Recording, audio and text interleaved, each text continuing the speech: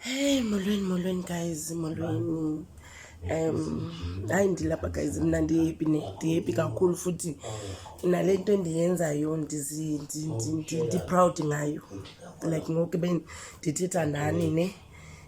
Ndizothetha even nangale bathi ibhangela ifuni ke nimve uDr Simba, Dr Lwandle Simba. Mna ndibe naye TikTok ne, so ke bechaza ngendlela ibhangela lakhe lisebenza ngakhona.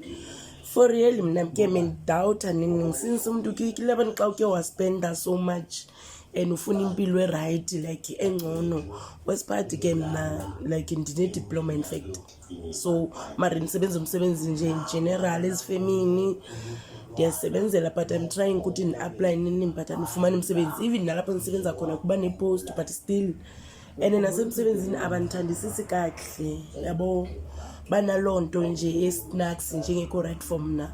But ndifuna unixelela uba after uba ndisebenzise le nto le, indaba ila bantakwethu, indaba ila. Ndijabule kakhulu mna, ndiqala uyibone into enjalo for mna wesempilweni yam.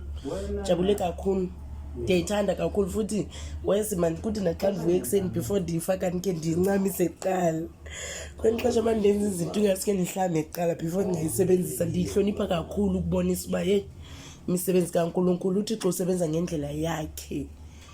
Hayi uThixo unendlela yakhe yokusebenza.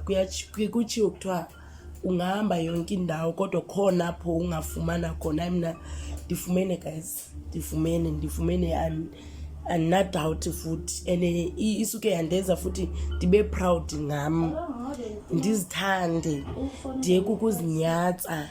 Kuthi andazi ngeSotho ndizathini, like ndiyeke ukuzinyatsa, andazi ngesiXhosa or ngesiZulu ndizathini, but yo ndisharpu. Bona ndithe emsebenzini abantu bathule bathi tu bavaleke imilomo, including umuntu oniphetheyo ke ngoku.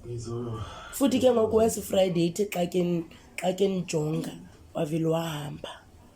Guys, ndake happy bana besu, ndake happy guys ka lebaka lena fela lejwale nditsho ndithe uNkulunkulu ngaske amgcine ubaba, amgcine umkhulu, amgcine nje ukuthi nide ndifike kwakhe pha because hey ndimdinga more. Qala uyibona mna into enje, indaba yebhangele guys, indaba nansi.